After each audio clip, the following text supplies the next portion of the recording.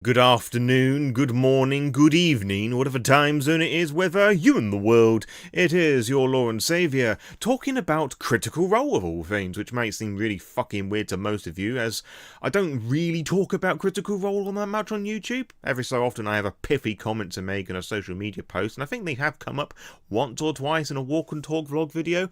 I don't honestly remember, that's just how little impact that they have on my day-to-day life. Although, seeing that today, the 7th of February 2025, in the year of our Lord Talos, it's their 10th birthday, I think we should actually celebrate this a little bit. And again, that might seem a little weird to some of you, but, you know, strap on, we're going to get very fucking emotional here. Now, for anybody who doesn't know what Critical Role is, which I suspect isn't going to be a lot of people watching this video, but just on the off chance, Critical Role is a, I don't know what you'd actually call it, a company, I guess. It's definitely a brand of, it's a show, actually, yeah. A Critical Role is a show where a bunch of people come together and play Dungeons and Dragons. As I said, it's been going on for 10 years, and it's been pretty fucking big.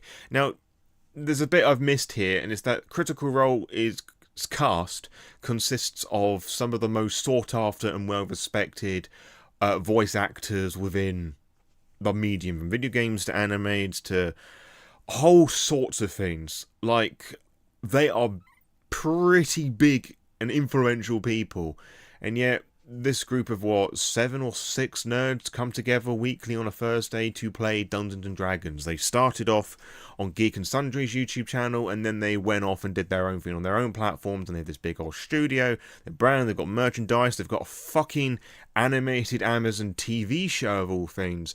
They've performed in stadiums across the world. Like, I think a couple years ago they had a sold-out performance in fucking Wembley, of all places. Which is just so weird to think about, when really, at the end of the day, it's people turning up in their thousands each week, live on their Twitch thing and YouTube, and then at these stadiums and other things, to watch people play Dungeons and Dragons, which probably seems very weird to a lot of people. So it feels very weird to me still, because there's still that little thing at the back of my mind that, you know, TTRPGs is a very, like, nerdy, basement-dwelling neckbeard sort of thing. He says, with a beard down to his neck, but I do not have a basement, so ha-ha! Before anybody gets fucking lippy with me in the comments.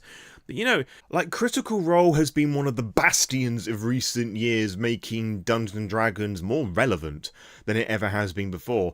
D&D has always been, like, a huge influence and force within the TTRPG sphere, that just squashing all influence.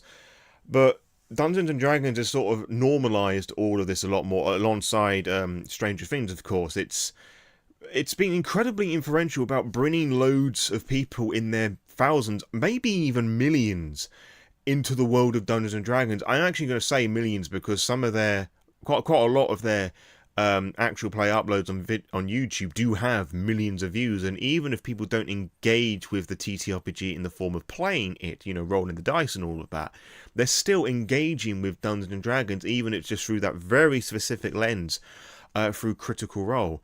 Like, it's introduced so many people to the TTRPG sphere from Dungeons and Dragons, and then gone on and done other things potentially, that's just something really fucking cool, I think. You know, even though I don't particularly like D&D, and I often like to make comments about, you know, how the whole issues with developers and game systems, like, fisting D&D into everything, so it's an unrecognisable beast, and you've got things like the Matthew Mercer effect, which isn't really a critical thing exclusively, because, let's be real here, that sort of thing was bound to happen at some point, and the society has always imitated and, like, forced things that they take inspirations from in not particularly subtle ways.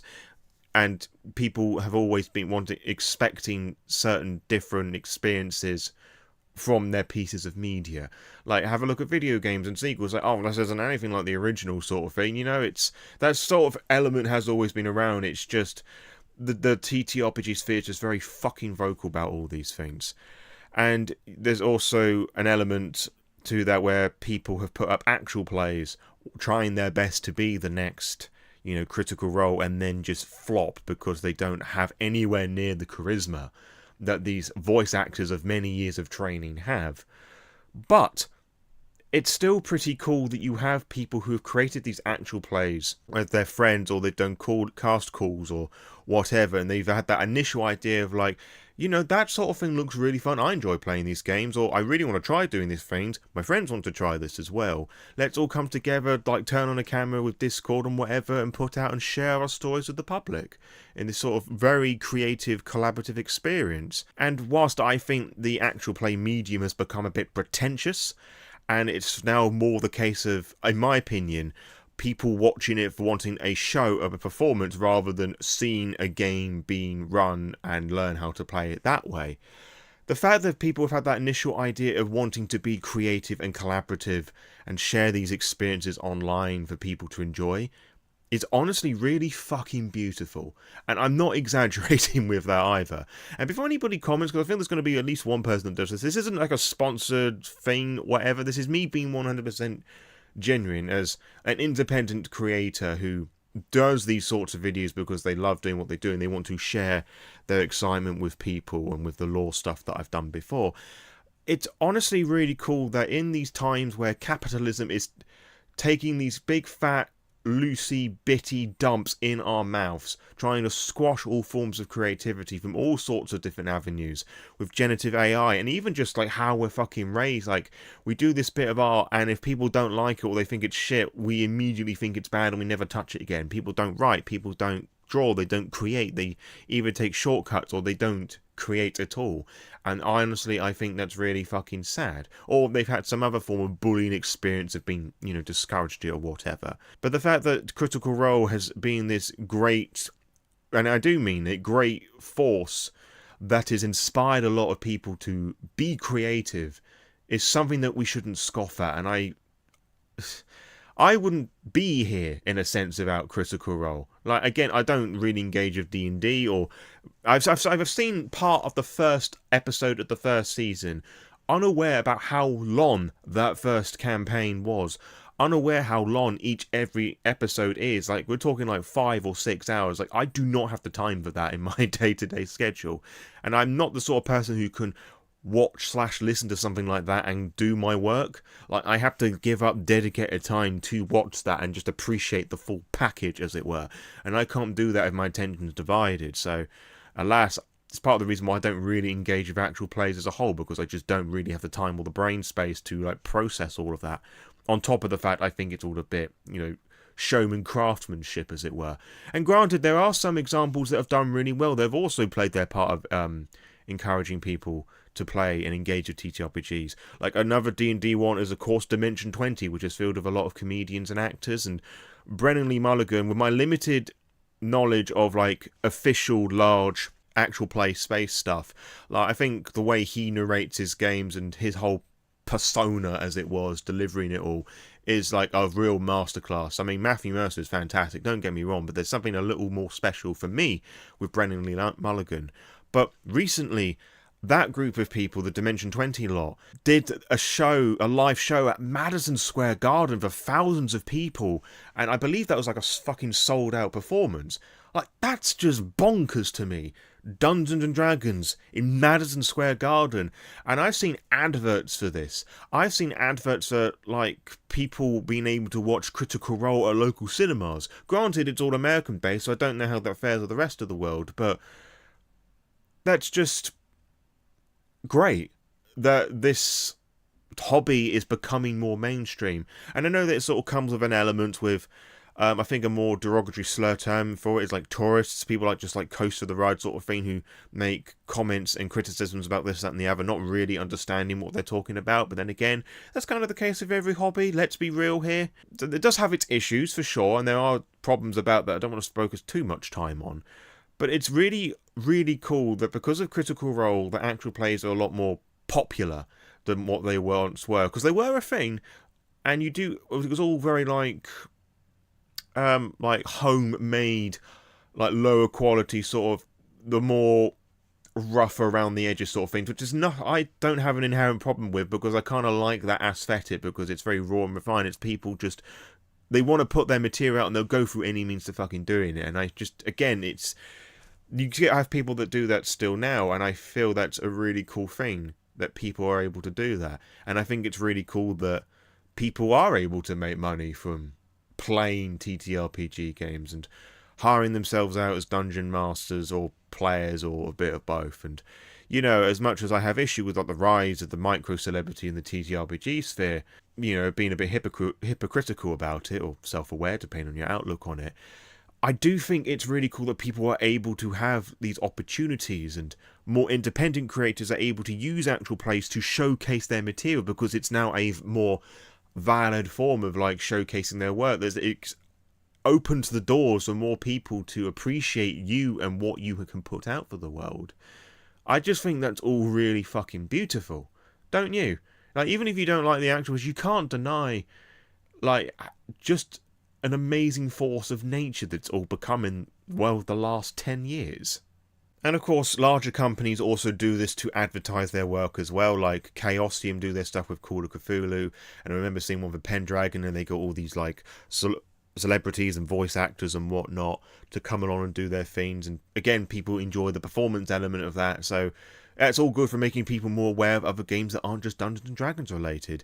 And this has also had the knock-on effect, I reckon, where other celebrities and voice actors and whatnot who all know each other have come out the woodwork and said, you know what, I've been playing D&D for years, or I really like this, or I want to, you know, get into this sort of hobby. It's kind of that same sort of point where everybody was idolising Henry Cavill, or whatever his surname pronunciation is, because he loved Warhammer, and he's a PC gamer, and he wanted Geralt of Rivia book lore accurate portrayals in The Witcher show before he got the sack, or he left, or whatever. All of these different examples and one are just culminating to people feeling more validated, and that their hobby is a more acceptable in society than one and once before. Sure, if you have no idea about any of this shit, it's still going to be the little nerdy Dungeons and Dragons thing, but again, with things like Stranger Things and Critical Role, it becomes a bit more normal because it's now in your face. It's a performance, it's a televised show, it's being introduced to you in ways that the normies can understand and appreciate it more, and I think all of that is just a really fantastic thing. And of course, Critical Role has now gone on to do their own games. They've got that fantasy game Daggerheart that uses D12s, which has a very interesting idea where you've got 2D12, one's like a morally good, one's a morally bad option, and whatever number's the highest dictates that sort of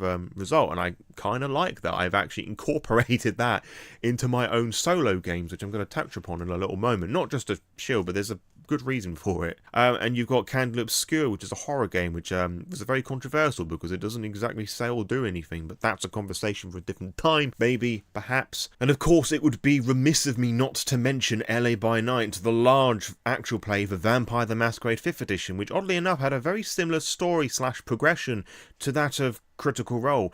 It has a celebrity/micro-celebrity cast, and most of which are the well-known actors and voice actors within, you know, media, that started on Geek and Sundry and then went on to its own platform and just sort of brought in hundreds of thousands of people into the hobby that is Vampire the Masquerade. And that seems like a really fucking weird thing to say, but go and check out the videos, the VODs on the fucking YouTube channel. There's quite a lot of people that watch that, and a huge chunk of those people had a look at that first episode and go, wow, I really want to play this game of Vampire the Masquerade. Where can I find this core book? Where can I find people to play with?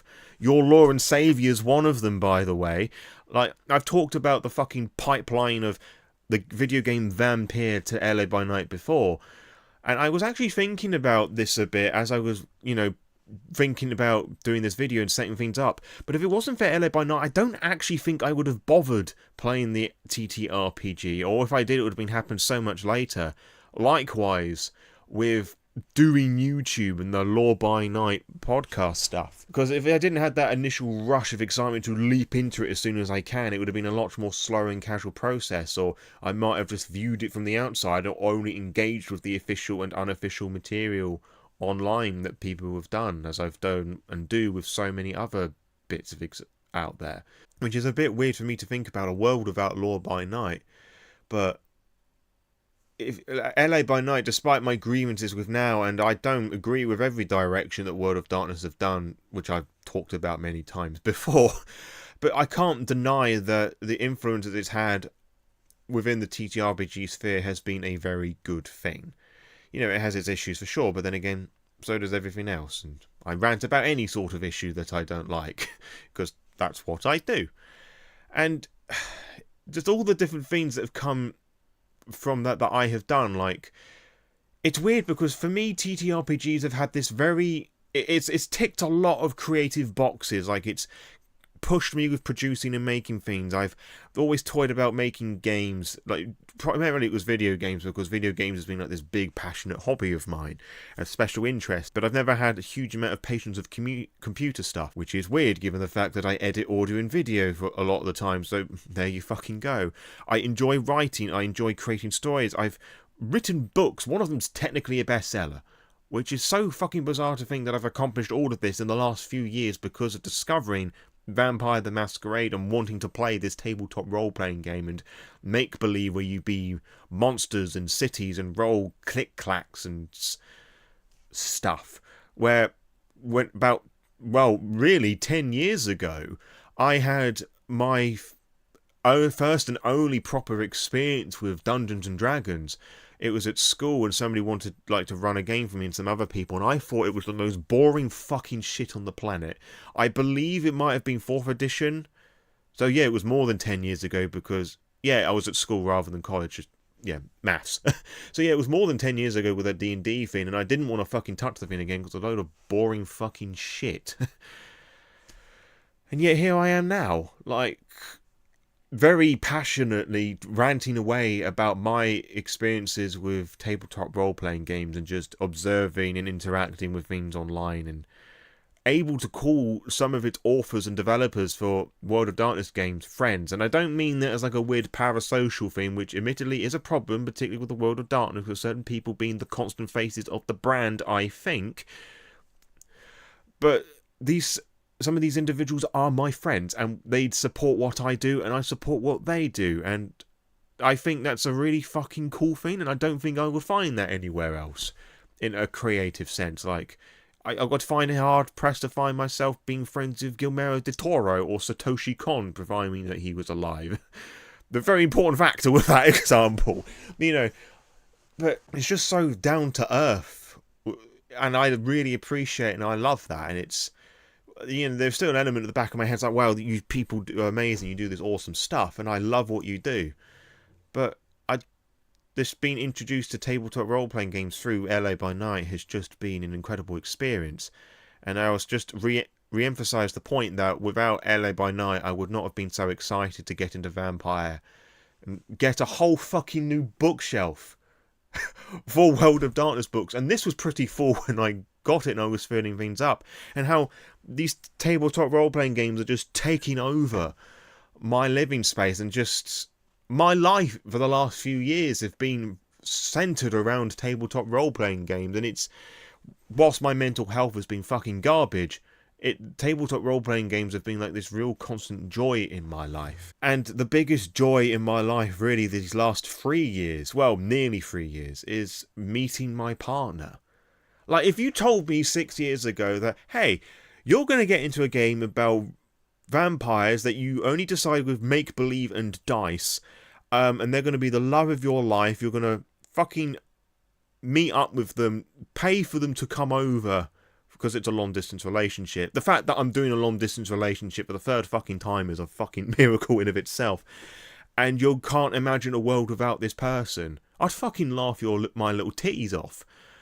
Because quite the depressing, miserable fuck I was, I didn't think I'd find anyone, because I'm painfully aware of all my flaws, and I just didn't think I'd find someone that would truly understand me for me. And yeah, here I am, approaching year 3 in just over a month's time, with somebody I've had some wonderful memories with, who I've played games with, run things with, done a whole load of other things with. As I said, I can't imagine a world without them, and if it wasn't for LA by Night, we wouldn't have met each other, because that was how they got into fucking Vampire, and I wouldn't have known them because of that. I don't quite remember the series of events that led us to being introduced to each other directly, but it involved them following me on the platform formerly known as Twitter. It might have been because I liked some art that they'd done, or cosplay thing that they had done, or that had come in that process, but those sort of things all factored into each other. And they followed me on Twitter, and I messaged them back saying, hey, thanks for the follow, because I did that with everybody at one point. I did that with my partner, Rika, And we just started talking, and that sort of led down this mad rabbit hole of us being in a relationship together. So technically speaking, I'd still be a virgin without Critical Role, so put that in your pipe and smoke it. But that's... And I'm sure I'm not the only person that's been like that as well. I can think of one person from Vampire where that's been the case. I have completely forgotten the handle for this. But they have like a platform that just archives content creators. They have like a ShrekNet sort of thing. I think that's a Brazilian, maybe Spanish. I think it's Brazilian. Don't quote me on that. It might be French. I'm pretty sure it's Brazilian. It's not British.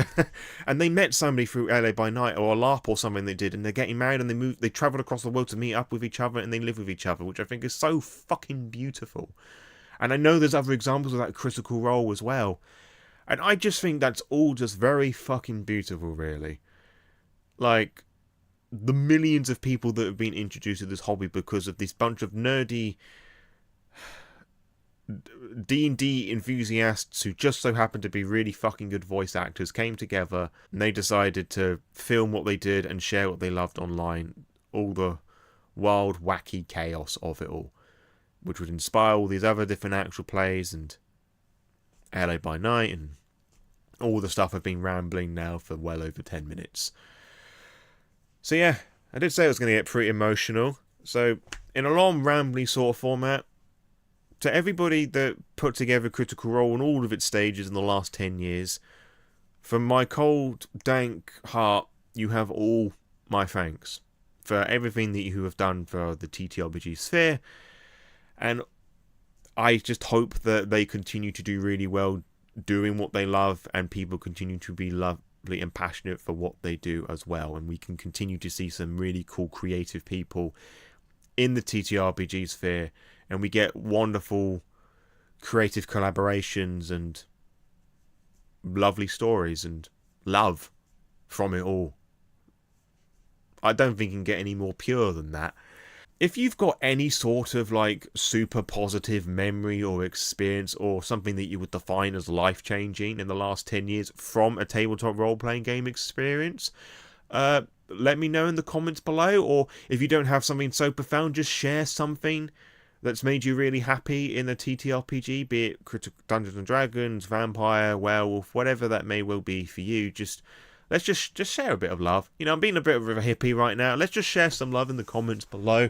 I just want to hear all these different stories and just, you know, let's just bask in the glory. And, you know, it's fucking dank and gloomy outside, and it's fucking miserable in the state of the affairs of the world at the moment as the world is leaning towards the more hateful right. Let's just have a bit of love. Like, I don't want to hear anything from the right at all, like fascists at all. Like, you all suck and I despise all of you.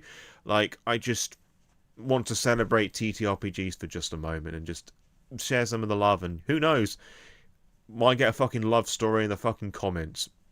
That'd be great. So yeah, let me know in the comments below if you like this video and all the other shit that I do. Like, share and subscribe so you can get all of what I do, and I'll see you on the next upload, whatever that may well be for you.